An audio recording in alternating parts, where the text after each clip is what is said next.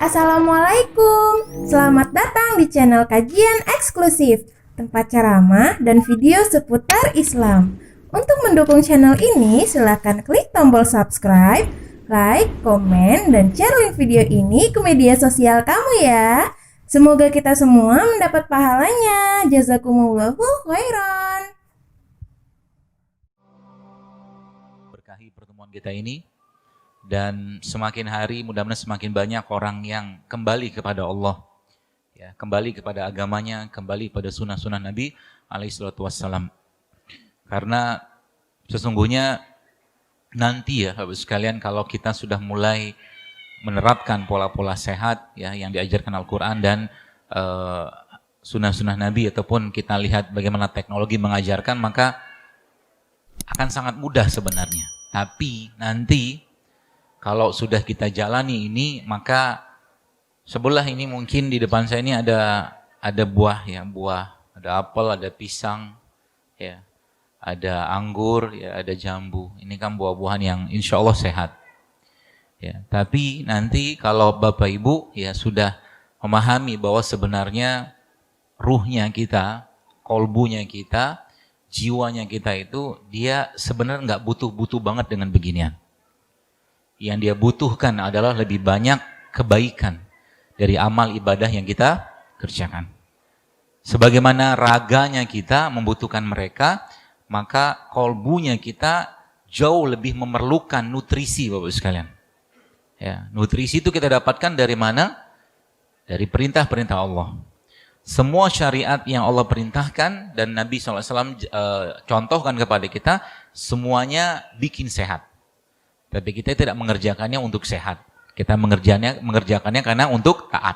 Karena ketaatan kewajiban kita kepada Allah. Maka ya lagi saya sampaikan, kalau mungkin Anda yang mungkin bikin makanan-makanan sehat ya, mungkin ada mie sehat atau mungkin macam-macam lah, ragam jenisnya itu.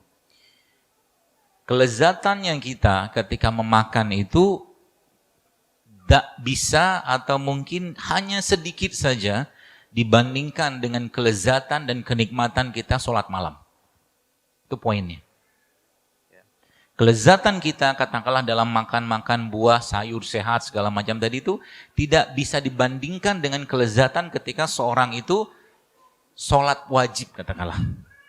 Karena itu adalah nutrisi atau gizi kolbunya. Ya. Maka kalau kita lihat manusia atau mungkin kita bercermin pada diri kita, manusia ini kan diinstal Allah tanda kutip dengan nafsu, sehingga kita kalau dia bisa menahan hawa nafsunya, dia jauh lebih mulia dari malaikat. Tapi kalau dia tidak mampu menahan hawa nafsunya, dia lebih rendah dari binatang. Kalau kita Bapak Ibu sekalian diberi pilihan Allah atau diberi pilihan untuk makan sama tidak makan, saya yakin saya akan pilihnya yang makan, karena kita ada nafsu kan. Tinggal nanti makan yang kita makan itu sehat atau tidak, segala macam itulah. Tapi sebenarnya Allah Subhanahu sudah tahu, karena Allah yang menciptakan kita. Ya, maka karena manusia itu hobinya makan, ya, hobinya memuaskan hawa nafsunya, maka akhirnya Allah suruh stop makan tadi. Ya, Allah perintahkan makan tadi untuk di stop. Tapi karena Allah perintahkan, maka Allah kasih pahala di situ. Maka ada namanya puasa Ramadan. Gitu kan? Coba lihat urutannya. Puasa Ramadan kalau kita lihat Bapak sekalian dari bagaimana konsep apoptosis atau bunuh dirinya sel. Sel kita itu dia bunuh diri terprogram di waktu kurang lebih 11 sampai 14 hari. Kalau kita ambil tengahnya 12, maka akan ketemu 365 dibagi 12 akan ketemu 30. Maka konsepnya apa? Muslim tidak muslim dia, beriman atau tidak beriman dia kepada Allah, dalam 1 tahun dia wajib puasa 30 hari. Itu konsepnya. Karena 1 tahun kan 365 hari.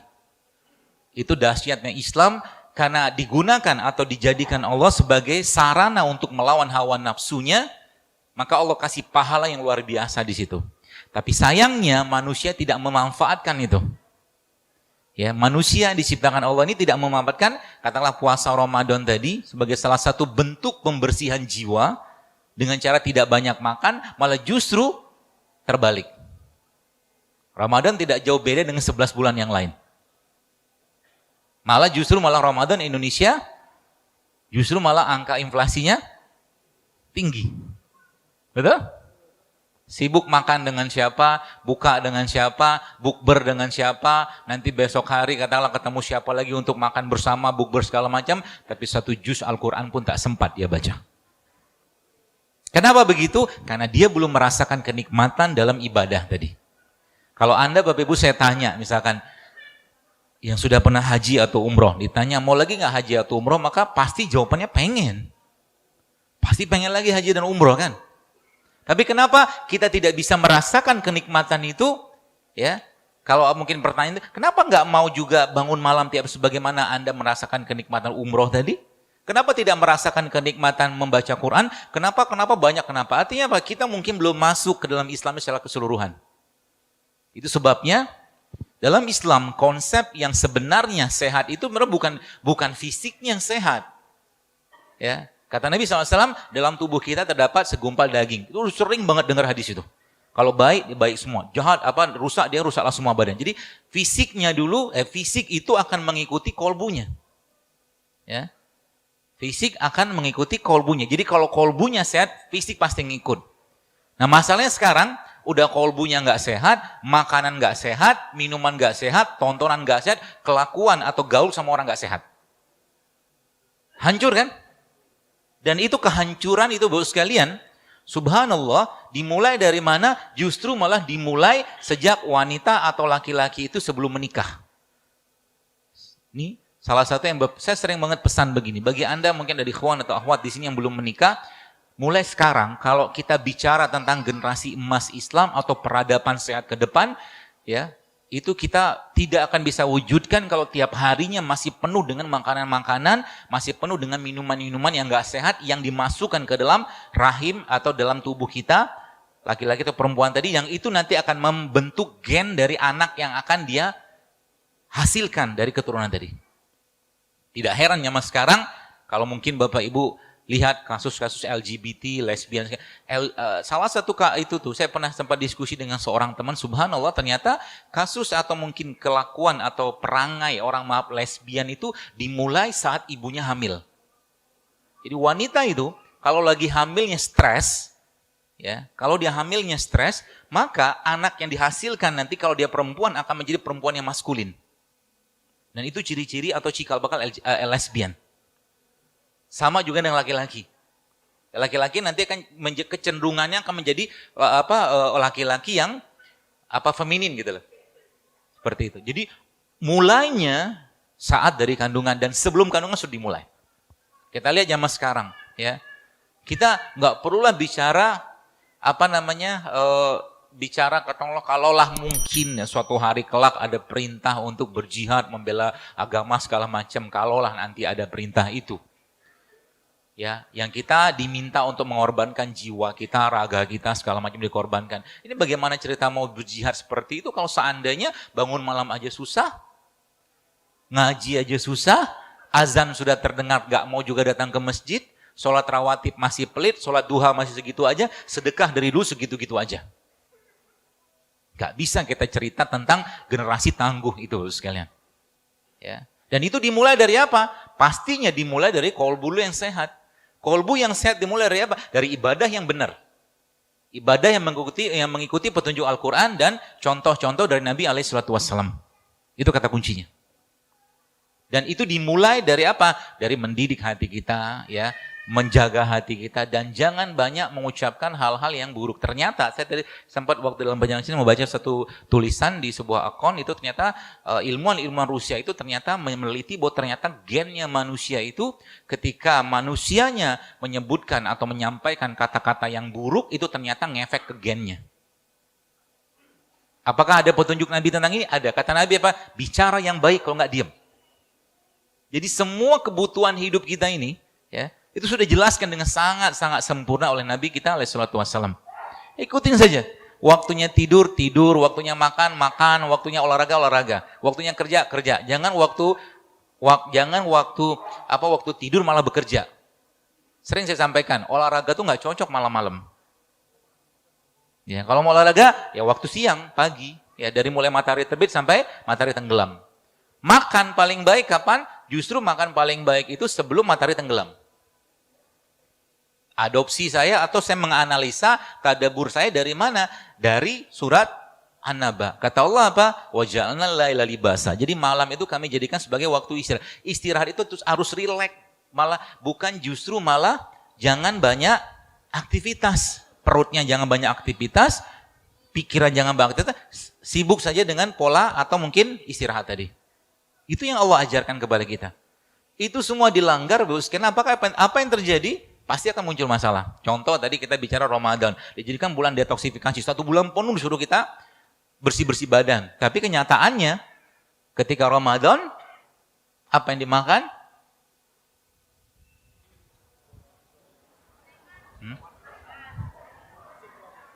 Semua masuk kan? Biasanya bukanya pakai apa? Pakai kurma, 1 butir. Sisanya? Hah? Akhirnya apa? Tubuhnya ngeluh. Apalagi saya sampaikan, makanan, Bapak sekalian, kan makanan itu gini. Kalau kita bahas katakanlah tentang kurma. Kurma ini kan makanan sebenarnya kan, pasti makanan dia kan. Kurma ini kan ada pohonnya, gitu kan tinggi, ada yang pendek gitu-gitulah. Pohon ini atau kurma ini mendapatkan apa tuh namanya tercipta kemudian dari proses fotosintesis, penyerbukan segala macam lah. Kemudian artinya dalam pohon kurma ini atau dalam buah kurma ini kita mendapatkan energi dari matahari. Ya, kurma ini mengandung energi dari matahari. Orang yang makan energi ini dari matahari yang di situ tercipta glukosa atau gula dan oksigen dari proses itu, fotosintesis tadi, maka manusia yang makannya akhirnya berenergi. Konsepnya begitu kan? Tapi kenapa banyak orang zaman sekarang, terutama dengan makanan-makanan tertentu, habis makan justru malah mengantuk. Tidak berenergi, tidak bergairah, malah tubuhnya keletihan. Betul? Karena yang dimakan sudah habis sebagian besar bahan-bahan penting gizinya akibat proses pengolahan, akibat proses tambahan-tambahan bahan-bahan sintetik di situ. Ya, maka sebenarnya kalau kita pelajari Bapak sekalian, ngobati badan tuh gampang sebenarnya. Ngobatin badan tuh gampang. Caranya gimana? Kembali ke makanan-makanan kita yang sebenarnya. Ya. Orang tua kita zaman dulu sudah mengajarkan itu. Kalau kita lihat, coba lihat piringnya orang tua kita dulu waktu mereka sarapan pagi. Isinya ada gorengan nggak? Nggak ada loh gorengan. Ada nasi goreng nggak mereka makan? Nggak ada. Apa yang mereka makan? Ya kan, tuh lihat tahu tuh. Terus akhirnya Anda kan lahir dari mereka kan? Mereka sehat nggak? Sehat. Insya Allah sehat. Ya, semoga Allah jaga orang tua kita. Mereka minum minuman yang gula-gula gitu nggak? Tehnya tawar, kopi pahit kan gitu. Coba dicontoh itu. Jangan ikutin ala-ala sekarang ini. Yang pagi biasanya saya nggak tahu, tadi barusan terbang dari Dumai ke sini, saya tanya orang Dumai sarapannya apa? Di sini apa? Lontong. Kok merasa tersipu-sipu gitu sih? Hah? Lontong sehat nggak? Yang saya tanya sehat atau tidak, jangan jawab enak. Tolong jangan dipelintir pertanyaan. Lontong sehat? Enggak. Kembali ke persepsi masing-masing dok, enak aja loh. Baik, kita cerita dulu tentang bahan makanan. Anda mau coba, silakan coba. Setiap hari, ya, adalah kata si A sama si B. Kalau mau coba-cobaan riset sederhana. Si A sama si B ini, A ini pagi, siang, malam makan gula pasir 2 sendok makan. Si A. Berarti sehari dia makan berapa? 6 sendok makan gula pasir. B, dia nggak makan gula pasir, tapi dia setiap hari itu paginya minum air tebu 2 sendok, siang 2 sendok, malam 2 sendok. Menurut Anda kira-kira yang bakal bermasalah badannya yang mana? Yang A kan? Kenapa? Karena gulanya, padahal kan gulanya padahal gula dari tebu kan? Padahal gula pasir dari gula tebu. Bedanya di mana? Karena dari awalnya tebu tadi, kemudian dia diproses, dipanaskan, diputihkan segala macam, sehingga jadilah gula yang gak ada lagi teman-temannya gula tebu tadi atau tebu tadi yang didapatkan pada gula pasir. Dan di gula pasir sisanya cuman namanya gula sederhana. Itu konsepnya. Semakin banyak gula sederhana yang masuk ke badan kita, maka dia akan berubah menjadi lemak. Paham ya? Jadi sekarang kalau saya tanya kepada Bapak Ibu sekalian, teman-teman, apakah Bapak Ibu makan jeroan tiap hari? Mungkin enggak. Tapi pertanyaannya, apakah Anda makan lemak tiap hari? Kemungkinan besar iya. Dari mana? Dari gula sederhana tadi. Gitu ya? Dari gula sederhana tadi, sehingga apa? Gula yang enggak kepake dalam tubuh kita, lama-lama dia akan berubah menjadi lemak. Dari mana sumbernya? Pertama, nasi putih. Itu kan gula sederhana. Gula kompleknya nasi putih itu dari mana? Dari berasnya yang awal, yang Allah ciptakan, Allah jadikan beras tadi itu ada pembungkusnya. Oke? Yang makan pembungkusnya siapa? Ayam. Makanya Anda tidak pernah lihat ayam kena diabetes. Betul kan? Manusianya makan gulanya. Jadi ayamnya itu lagi manusia. Kalau udah gulanya berlebihan ya dalam tubuh kita, apa yang terjadi? Jadi lemak. Kalau udah mulai lemak berlebihan, maka tubuhnya akan meradang terus, nyeri sendi, ya pusing, macam-macam lah. Kalau nggak fit lah, ngantuan gitu kan. Pagi ngantuk, siang ngantuk, malam ngantuk. Terus kapan bangunnya?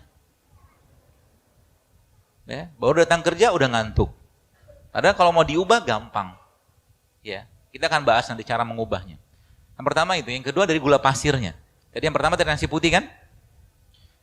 Saya tidak melarang Anda makan karbohidrat, tapi kalau makan karbohidrat, makalah karbohidrat yang kompleks. Jelas ya? Tapi bukan karbo yang sederhana kayak nasi tadi. Itu aja pesannya. Kita tetap butuh karbohidrat. Ibu-ibu jangan nggak makan karbo, nanti mensnya bermasalah. Oke? Itu yang pertama. Yang ketiga apa? Tadi ada nasi putih, yang kedua dari gula pasirnya, yang ketiga dari tepung-tepungan. Ya, di depan ini, Bu sekalian, ini ada makanan, ada kue, tapi kue ini bukan dari tepung terigu, tapi dia dibuat dari tepung pisang, langsung dari pisang diaduk. Ya, jadi sebenarnya nanti kalau sudah ngerti konsep-konsep yang saya sampaikan ini sebenarnya peluang usahanya besarnya luar biasa. Serius. Tadi saya, Masya Allah, ke restoran, tidak ada promosi atau apapun, tapi ini saya mengajak Anda untuk, ayo kalau yang punya kemampuan bikin kuliner sehat, bikin kuliner sehat. Jadi saya ke restoran Green Smoothies di Jalan Pinang nomor 28A. Sampai hafal saya. Ya.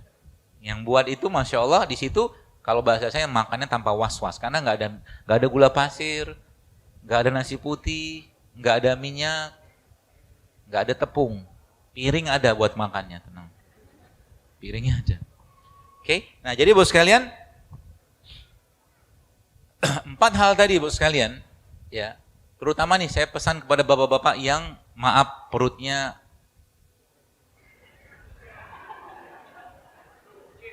laki-laki yang maaf, ini semoga tersinggung ya. Harapannya dengan tersinggung itu tergerak gitu kan untuk berubah. Kemarin saya ada satu hari ngisi di Masjid BNI Syariah di Jakarta, subhanallah ada bapak gitu kan, saya ngomong begini, 2 bulan kemudian dia jumpai saya lagi, dia bilang, dokter Masya Allah sekarang saya sudah turun hampir 20 kilo berat saya. Saya lihat wajahnya glowing, bercahaya, tapi ternyata di bawah lampu. Enggak lah, tapi yang jelas kalau kita udah lemaknya sudah enggak banyak, Bapak sekalian, memang akan bercahaya sendiri. Bahkan nanti kalau sudah dimakan tuh penuh dengan antioksidan, ubannya akan menghitam kembali. Kalau belum waktunya dia putih, dia akan menghitam kembali. Enggak percaya. Saya pernah ceritakan bahwa ada satu pasien saya, ya jamaah gitu kan, dia Ibu-ibu umur 43 tahun, subhanallah, dia kena autoimun. Kemudian makanlah obat ya, obat-obat steroid gitu. Lalu selama 5 tahun itu dia tidak mens gara-gara obat tadi. Kemudian ketemu saya dan dia baca-baca postingan saya. Dan ada 3 bulan, kemudian 3 bulan dia terapkan itu dan dia minum serai segala macam, simpel-simpel aja lah. 3 bulan kemudian dia mens lagi. Kalau belum waktunya menopause, dia akan balik lagi. Tubuh kita tuh bisa reverse, bisa balik dia. Tenang aja. Ya, apalagi nih bapak-bapak tadi saya katakan yang maaf perutnya membesar ke depan tadi itu, nggak tega saya ngomong buncit. Anda lihat maaf laki-laki yang buncit itu seksi nggak sih? Menurut saya sih enggak ya. Dari belakang juga enggak. Anda bisa lihat dia seksi itu kalau Anda tutup mata. Ya. Jadi laki-laki itu yang sterek gitu kan. Badannya perkasa. Tidak hanya perkasa di badan, tapi sama istri juga perkasa. Oh gitu loh. Dia baru saja kumpul sama istri, udah bang kata isinya. Kalau maluin. Ya. Kemarin saya sempat ngisi di Jakarta itu salah satu sahabat di situ cerita gitu kan, dok bener sih dok kata dokter, dia bilang apa? Nyata ketika kita mulai hidup sehat itu nyata hasrat maaf seksual hubungan suami itu meningkatnya luar biasa. Jadi obat kuatnya laki-laki itu hidup sehat. Itu aja sebenarnya. Nggak perlu berbagai macam apa namanya obat-obat ini itu ngapain juga. Obat kuatnya hidup sehat dan mulai kontrol makanan.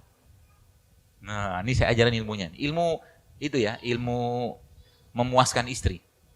Biasa kan pembahasannya perempuan terus. Sekarang laki-laki. Terus kayak bapak-bapak nih saya ajarin cara menguatkan otot ininya. Otot perut sama otot panggulnya. Waktu Anda pipis, maaf gitu kan, mengalir gitu, tahan. Jadi Anda yang ngatur dia untuk keluar. Keluar, tarik, bukan dimasukin lagi, bukan, nggak bisa dia masuk. Maksud saya itu waktu keluar cus gitu kan, mau keluar lagi tahan. Itu diulangi sampai 10 kali waktu pipis, nanti lama-lama nanti maaf waktu kita yang bapak-bapak tadi itu ejakulasi dia bisa tahan itu. Dan itu nanti kalau ditarik ke depan lagi adalah bisa dimulai saat laki-laki itu bisa menahan laparnya. Hunger atau lapar adalah elemen pertama kedisiplinan diri kita. Kalau kita bisa ngatur lapar, ngontrol lapar, ngontrol makan, ngontrol minum, kita bisa ngontrol yang lain. Itu kata kuncinya. Ya, nanti kalau Anda lagi kondangan, ya ke kondangan kan biasa banyak makanan tuh. Nah, coba datang ke sana, fokus cuman makan buah sama air putih.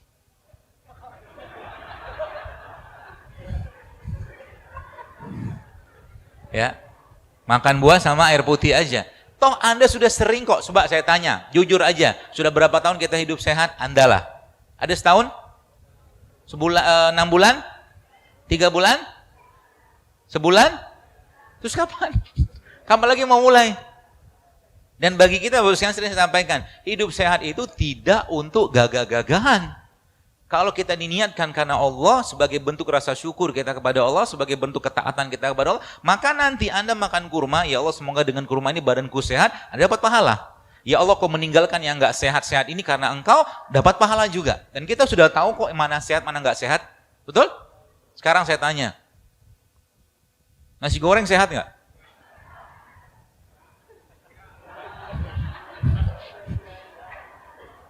Sehat? Yakin? Kapan mau ninggalin? Hari ini ya. Nanti kita lihat Anda makan apa malam ini. Nanti ada bagi bilang, dokter maaf, dokter nih apa sih? Nanti penjual nasi goreng gimana? Nasibnya. Sejak kapan Anda dilantik menjadi malaikat pengatur rezeki? Tenang aja Pak Bu, tenang. Jangan baperan. Orang baperan tuh tanda kurang buah, kurang sayur. Kurang enzim, kurang bahagia. Baperan terus kebanyakan minyak, kebanyakan tepung. Jadi baperan. Maka sering saya bilang, salah satu tanda orang baperan apa? Gampang banget left group.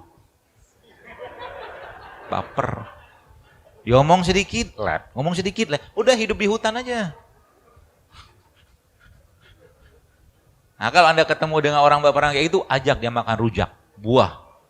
Nanti moodnya akan berubah. Ini serius tuh ini. Karena buah-buahan tadi memang terutama beberapa jenis buah kayak pisang. Pisang nih subhanallah, ya. Dia mengandung bahan baku yang kita gunakan untuk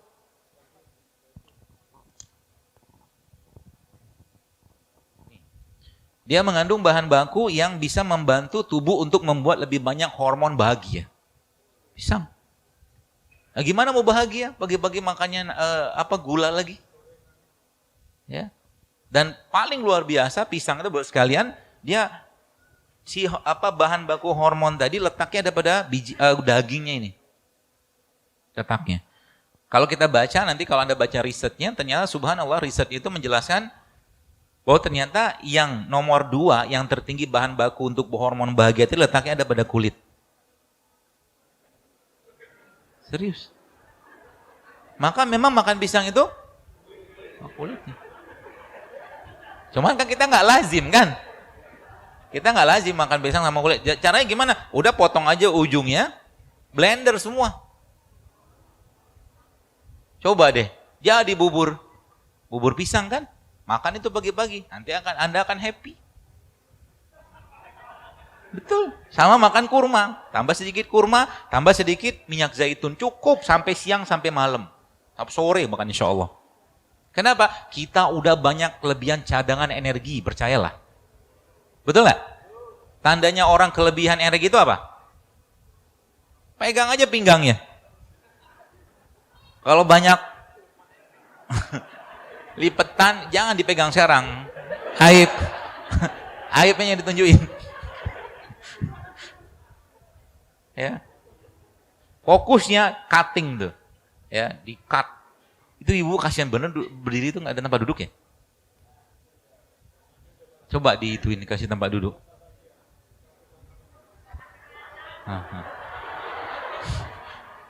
Duduk lah Bu. Terlalu bahagia.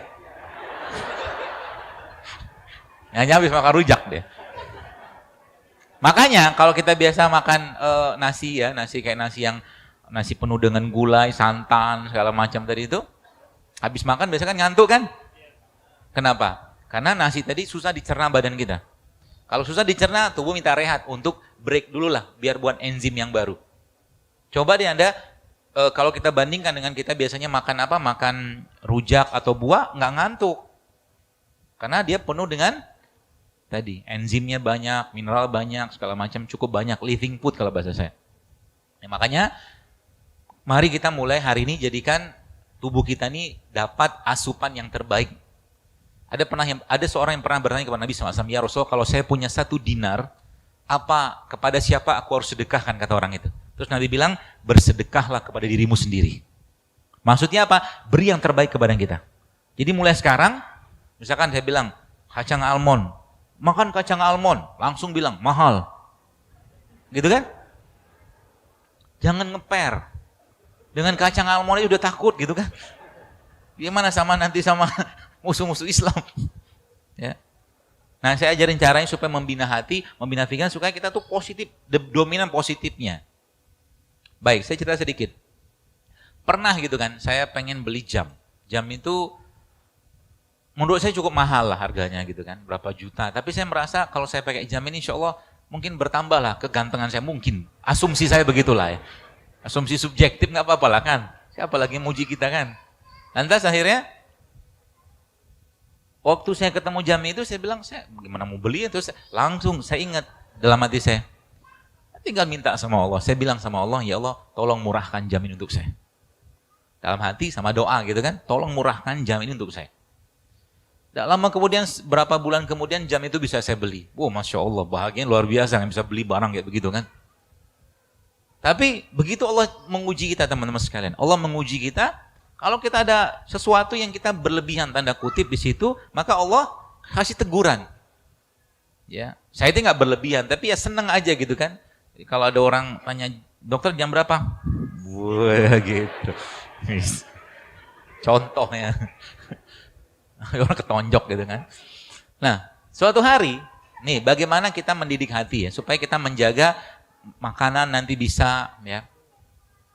Lalu akhirnya saya pergilah ke suatu tempat gitu kan, di daerah Sumatera juga. Lalu akhirnya saya lagi turun pesawat, nunggu panitia sholat di musola, sholat duha gitu kan.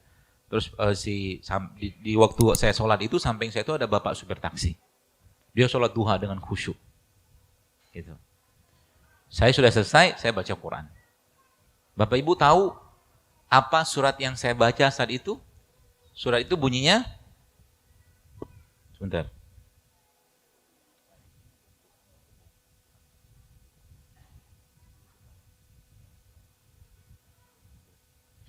Bunyi ayatnya, atau arti, ada banyak.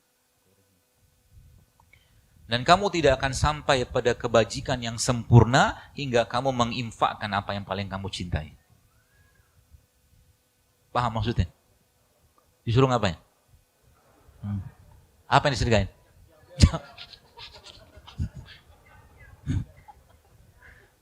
Ada satu lagi deh, 5 itu. Saya tanya, itu surat apa?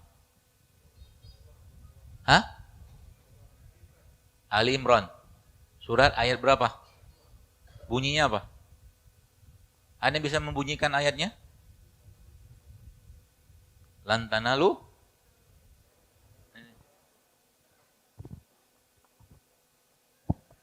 lan tanalul birra hatta tunfiqu mimma tuhibbun wa ma tunfiqu min syai'in fa innallaha bihi alim.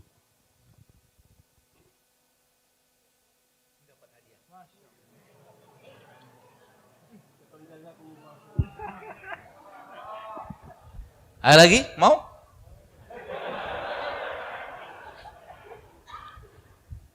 Saya kasih hadiah loh, saya bawa Quran.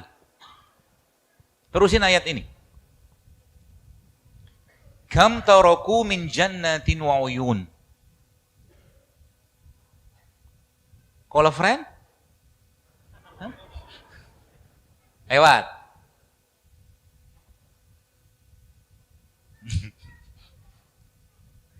Inna Allah yudkhilul lazina amanu wa amilus solihati jannatin tajri min tahtihal anhar. Yuhallawna fiha min asawira min zahabi wa lu'lu'a wa libasuhum fiha harir. Terusan. Pura-pura mikir aja gitu. Jangan diem. Lewat. Qul huwallahu ahad. Siapa menerusin? Oh cepet, betul. Tapi kasihlah dia Pak. Masya Allah. Masih kelihatan kan? Masih, Alhamdulillah. Terusin lagi nih. Ada Qur'annya di 5. Kemarin saya minta teman dari Saudi, dia pulang. Saya mau kasih hadiah memang buat Anda. Ayat selanjutnya.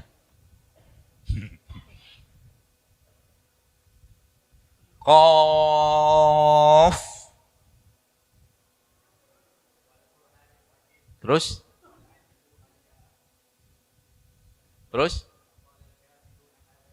Masya Allah. Dapat pisang satu Pak. Biar makin bahagia. Ada 3 lagi. Sebelum nanti kita lanjutkan. Qul a'udzu birabbin nas. Ketahuan. Ya kalau imam di rumah gitu kan, sholat tahajud sama istrinya gitu kan, abang kok kul terus bang?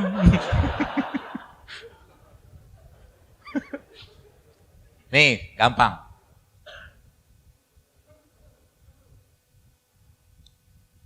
Jadi lupa. Humul lazina yaquluna la tunfiqu ala man inda Rasulillahi hatta tanfaddu.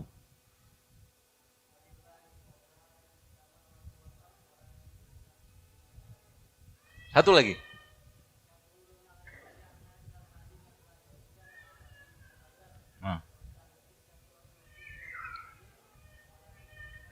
Masya Allah.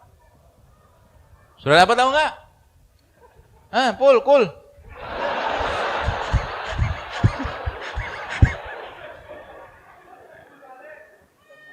Dapat jambu sama Quran, Pak. Masya Allah. Gitu. Jadi kalau kita itu, kalau orang-orang barat itu punya anchoring, kata dia kan, motivasi kita tuh Al-Quran. Ya. Jadikan Al-Quran itu sebagai ibarat kata sahabatnya kita lah. Kenapa orang-orang penghafal Quran itu tidak dimakan bumi jasadnya? Karena Al-Quran tadi menghentikan proses pembusukan dalam badannya. Betul? Seperti itu sekarang.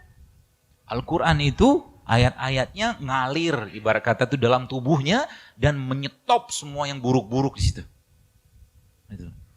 Maka jadi kalau boleh saya katakan, kalau mau mulai hidup sehat, dimulai dari apa? Hafalkan Quran. Hafalkan Quran. Dan nikmatnya luar biasa. Nanti apa? Dia akan mencegah seseorang itu. Yang enggak halal dia tidak akan mau makan. Yang enggak toyib dia tidak mau makan. Yang berlebihan dia tidak mau. Kenapa? Dia punya semua sumber-sumber motivasinya dalam dirinya dari Al-Quran tadi. Masya Allah. Ya. Tuh. Dan nikmati Quran. Saya tuh nggak habis pikir. Ada orang bisa menangis ketika mendengarkan musik-musik, instrumen-instrumen syahdu, tapi satu ayat Al-Quran dibacakan, surat-surat tentang kiamat, tak juga satu air mata menetes, mengalir di matanya. Musibah ini Bapak sekalian. Itu sebabnya dia pernah bertanya kepada Nabi SAW, ya Rasulullah, kenapa engkau mulai beruban? Kata Nabi, karena beberapa surat ini, salah satunya adalah surat Hud, surat Insyiqaq, surat Takwir. Membuat uban Nabi muncul gitu kan. Karena saking takutnya Nabi kepada Allah melalui ayat-ayat tadi. Gitu. Maka lagi jogging dengerin Quran, lagi masak dengerin Quran, di mobil dengerin Quran. Cari kori-kori atau pembaca Quran yang bagus-bagus yang membuat Anda senang gitu loh. Banyak sekarang tuh. Sehingga nanti apa? Al-Quran tadi yang menjadi sahabat kita Bapak sekalian. Dikit-dikit Quran, dikit-dikit Quran. Lihat air, lihat air gitu kan, kita lihat Allah di situ. Lihat bunga, lihat pohon. Contoh kita lihat pohon. Coba sebutkan ayat pohon. Kalimat pohon dalam Al-Quran.